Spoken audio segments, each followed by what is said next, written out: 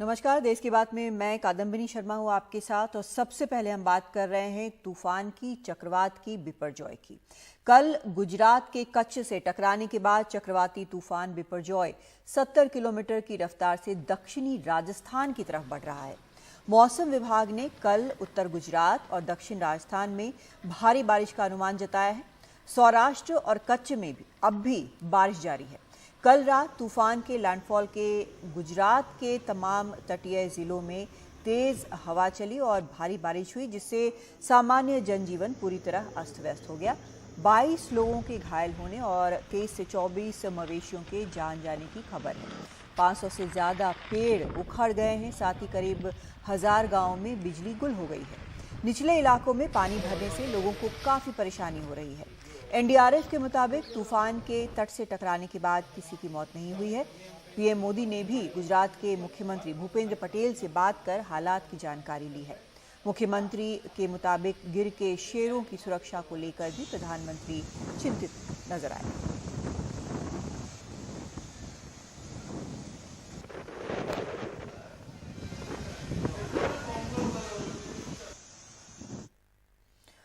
और सीधा रुख करते हैं हमारे सहयोगी हिमांशु शेखर का, जो लगातार नजर बनाए हुए हैं इस तूफान पर, आईएमडी से लगातार संपर्क में है।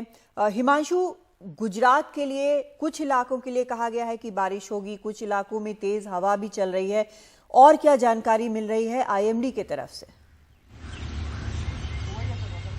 देखिए, जो चक्रवाती तूफान है वो अभी एक साइक्लोनिक स्टॉर्म बनकर कच्छ जिले के धोराविला इलाके में केंद्रित है। और जिस जगह पर ये अभी साइक्लोनिक स्टॉर्म है, वहां पर जो हवाओं की रफ्तार है वो अभी 70 से 80 किलोमीटर और बीच बीच में बढ़कर 90 किलोमीटर प्रति घंटे की रफ्तार से वहां पर हवाएं चल रही हैं। और इसका असर ये हुआ है कि उत्तरी गुजरात के इलाकों में, विशेषकर कच्छ के अधिकतर इलाकों में अब भी तेज बारिश हो रही है। देर रात तक ये एक डिप्रेशन बनेगा। और ये फोरकास्ट मौसम विभाग की तरफ से जारी किया गया है कि आज और कल कच्छ और आसपास के इलाकों में तेज बारिश, जिसकी एक तस्वीर आज हमने देखी है, बहुत तेज बारिश हो रही है उस इलाके में, वो बारिश जो है वो लगातार जारी रहेगी। क्योंकि आज देर रात्रि तक जो साइक्लोनिक स्टॉर्म है, चक्रवाती तूफान, वो एक डिप्रेशन बनेगा। और डिप्रेशन बनने के बाद भी जो बारिश है वो लगातार इस इलाके में, उत्तरी गुजरात के इलाके में, विशेषकर कच्छ और आसपास के इलाकों में लगातार जारी रहेगी। और इसलिए मौसम विभाग ने कहा है कि लोगों को अब भी सतर्क रहना होगा।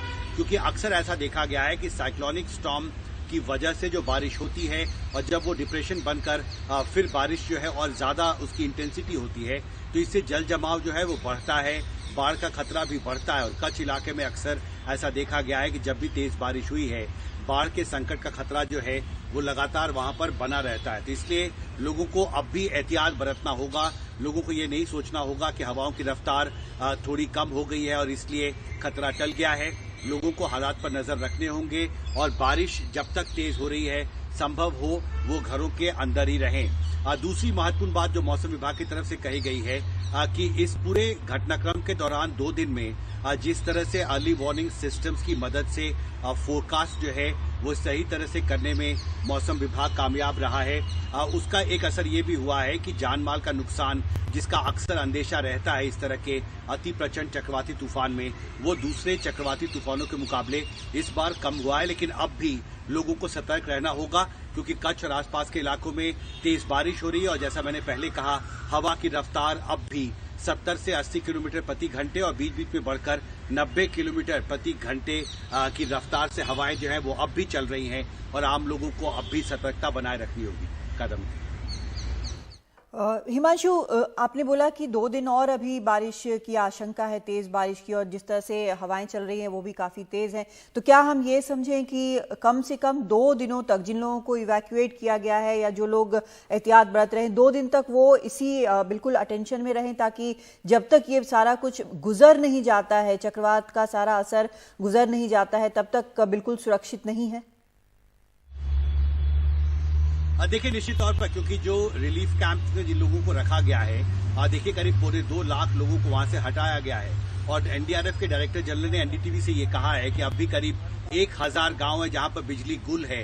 बहुत सैकड़ों पेड़ जो हैं वो गिर गए हैं। सड़कों को क्लीन करने की जो कोशिश है, सफाई की कोशिश एनडीआरएफ के जवान लगातार कर रहे हैं और अभी भी सड़कें हैं जो पूरी तरह से खुल नहीं पाई हैं। तो जो लोग प्रभावित हैं, जिनके घर टूट गए हैं, मुझे लगता है उनको अगले कुछ दिन तक सरकार के मदद पर आश्रित रहना होगा, क्योंकि अगर 500 से ज्यादा घर टूटे हैं इस साइक्लोन में, तो आप मान सकते हैं करीब 500 ऐसे परिवार हैं जिनके पास अभी फिलहाल छत उनको मिलेगा, इसकी संभावना लगभग नहीं है और उन्हें उनके जीवन को एक बार फिर से बहाल करने में और जो हजारों लोगों को जो वहां से शिफ्ट किया गया 2 दिन में, उनको दोबारा अपने घरों में, अपने इलाकों में वापस ले जाना भी मुश्किल होगा अगर इन इलाकों में तेज बारिश की स्थिति लगातार बनी रहती है। बहुत शुक्रिया आपका हिमांशु, विस्तार से ये पूरी जानकारी देने के लिए। तो कठिनाइयां अभी बनी हुई हैं और थोड़ा सा वक्त अभी जरूर लगेगा।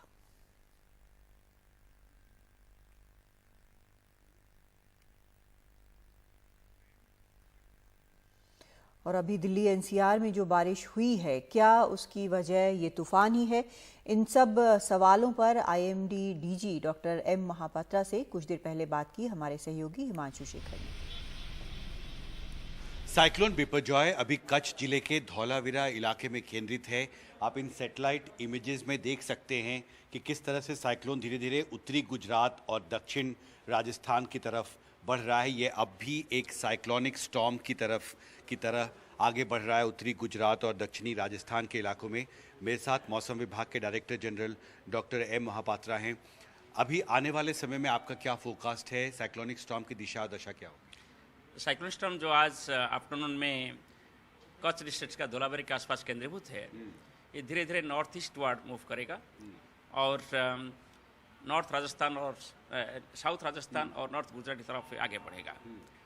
अभी इसका जो विंड स्पीड है लगभग 70 to 80 kilometre per hour, gustiness में 90 किलोमीटर पर आवर है और धीरे धीरे गति करते हुए नॉर्थ ईस्ट वार्ड वीक भी होगा।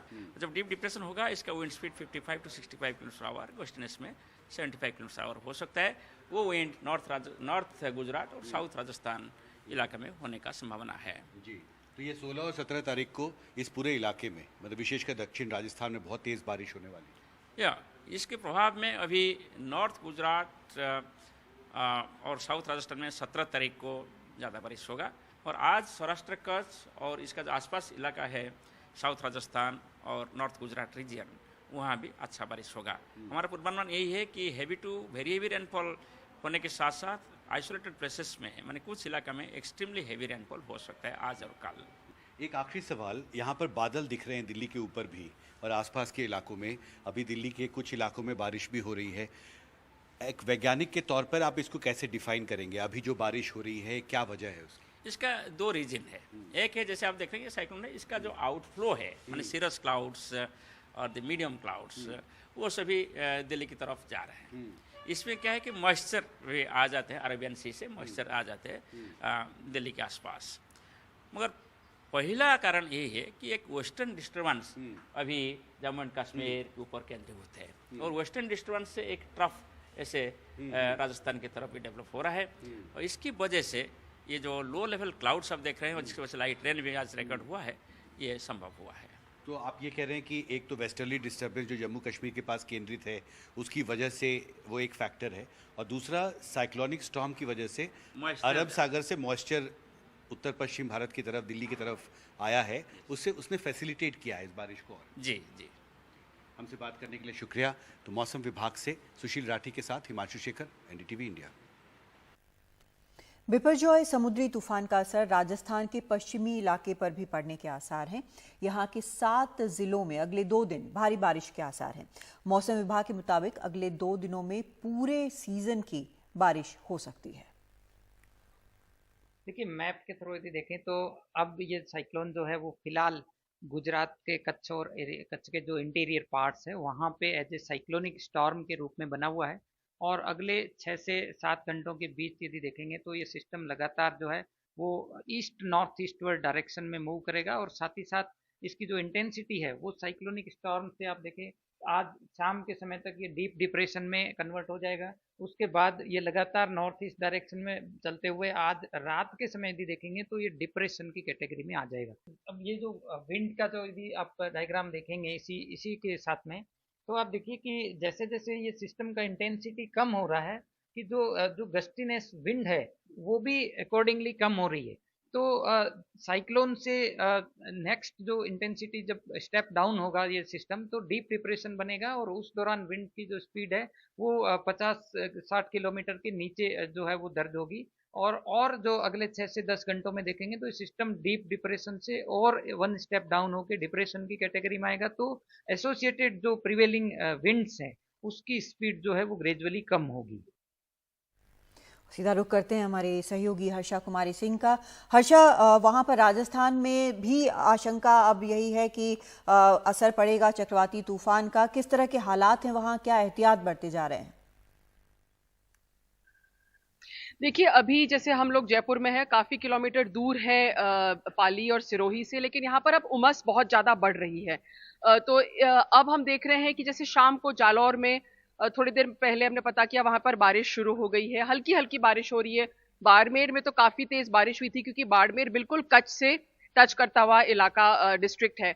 साथ ही बाड़मेर में लो लाइंग एरियाज़ में फ्लडिंग के चांसेस हैं, इसलिए लोगों को एहतियात के तौर पर वहां से हटाया गया है क्योंकि बाड़मेर में जो है क्लेई सॉइल है, तो अगर बहुत ज्यादा बारिश होती है तो पानी का ठहराव हो सकता है।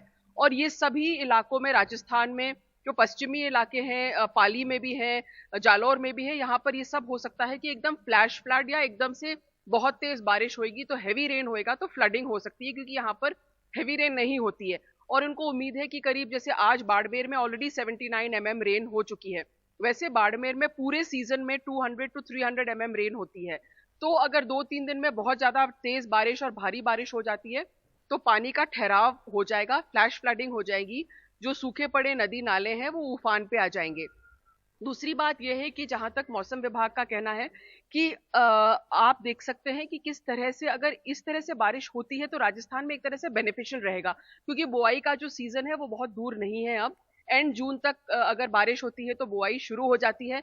चक्रवात की वजह से अगर बुआई पानी अच्छा बरस गया तो खेतों में पानी आ जाएगा, उसमें नमी रहेगी तो बुआई अभी जल्दी कर सकते हैं। तो यानी कि जो बाजरा वगैरह की जो फसलें हैं उस पर काफी फायदेमंद रहेगा उनके लिए। साथ ही के 70% जो खेती राजस्थान में है वो सीजनल है, यानी कि पूरी तरह से बारिश और मानसून पर निर्भर है। तो एक तरह से ये जो बारिश है जून के मध्य में बुआई के सीजन के पहले आ रहा है तो किसानों के लिए लाभदायक साबित हो सकता है। लेकिन अभी देखना यह है कि कितनी बारिश होती है, किस तरह से होती है, और अगर बहुत तेज हवा है तो नुकसान भी वो कर सकती है। जी, कोई विशेष निर्देश भी जारी किए गए हैं इन हालात को देखते हुए? देखिए, बिल्कुल मुख्यमंत्री ने मीटिंग ली है, सब कलेक्टर्स से मीटिंग ली है, उनको सबको लोगों को अलर्ट किया है। और जैसे बाड़मेर जो बिल्कुल कच्छ से सटा हुआ जिला है और गुजरात से सटा हुआ है, वहां पर लोगों को इवैक्यूएट करके रिलीफ कैंप्स में, जैसे स्कूल्स हैं या गवर्नमेंट वाली बिल्डिंग्स है, पंचायत की बिल्डिंग्स है, उन पर शिफ्ट कर दिया गया है। जी, बहुत शुक्रिया आपका हर्षा इस पूरी जानकारी के लिए। तो एहतियात पूरे बरते जा रहे हैं और हालात जो हैं हमारे सहयोगियों ने आपको बताए हैं क्या है गुजरात में भी और इस वक्त राजस्थान में भी। तो पूरे एहतियात बरते गए हैं और लोगों को भी इसमें समझदारी से रहने की ज़रूरत है।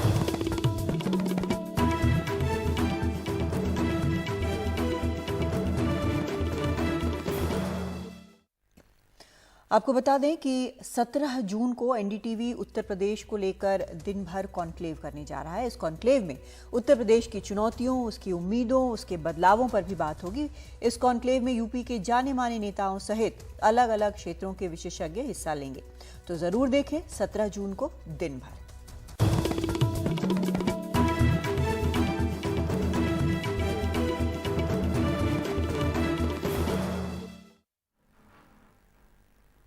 मणिपुर में हिंसा थम नहीं रही है। पिछले 48 घंटों में 2 नेताओं के घर जला दिए गए हैं।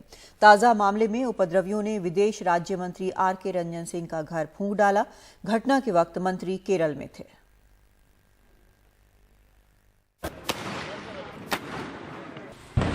ये तस्वीरें मणिपुर में अब आम हो गई हैं। जले हुए घर, पुलिस के नाके और गुस्साई हुई भीड़। गुरुवार की रात भीड़ ने केंद्रीय विदेश राज्य मंत्री राजकुमार रंजन के आवास को निशाना बनाया। रंजन सिंह मैतेई समुदाय से ताल्लुक रखते हैं। वो अब भी लगातार लोगों से शांति बनाए रखने की अपील कर रहे हैं। कई बार निहित स्वार्थ वाले समूह ये धार्मिक कार्ड इस्तेमाल करना चाहते हैं, मगर हम पूरी तरह इसके खिलाफ हैं और ये कोई धार्मिक हिंसा नहीं है। बहुत सारे मंदिर टूटे हैं, इसलिए ये भीड़ की हिंसा है और भीड़ में आप पहचान नहीं सकते कि कौन कौन है। चर्च हो या मंदिर, सब टूटे हैं।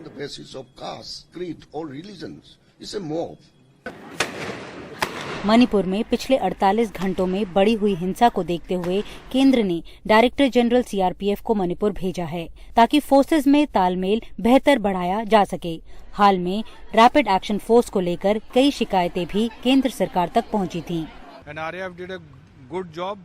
आरएएफ ने भीड़ को तितर बितर कर अच्छा काम किया है, लेकिन वाहनों को नुकसान पहुंचाने वाले वीडियो दिखाना सही नहीं है और हम इसे बहुत गंभीरता से लेंगे।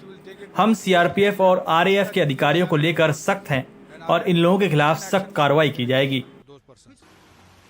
उधर केंद्रीय गृह मंत्रालय का कहना है कि मणिपुर में बड़े पैमाने पर सुरक्षा इंतजाम बढ़ाए गए हैं।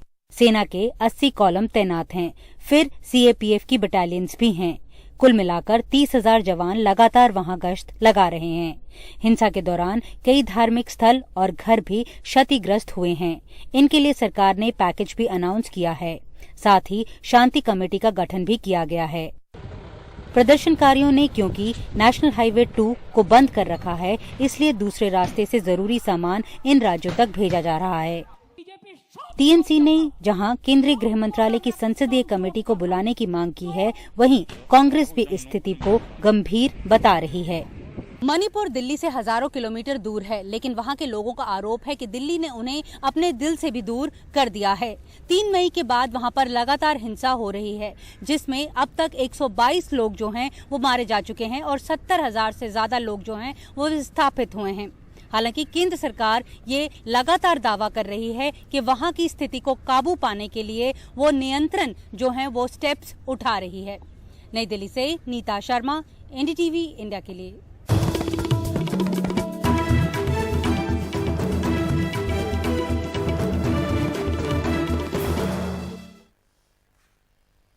पश्चिम बंगाल के दक्षिण 24 परगना में हिंसाग्रस्त इलाके में राज्यपाल दौरा करने पहुंचे। कल दक्षिण 24 परगना के भांगर में हिंसा हुई थी। वहां पर राज्यपाल सीवी आनंद दौरा करने के लिए पहुंचे। असल में पंचायत चुनाव से पहले नामांकन का आखिरी दिन था और इसी दिन यहां पर हिंसा हुई और इस हिंसा पर कलकत्ता हाईकोर्ट का सख्त आदेश आया है। उन्होंने ये कहा है कि 48 घंटे में यहां पर केंद्रीय सुरक्षा बल को तैनात किया जाए।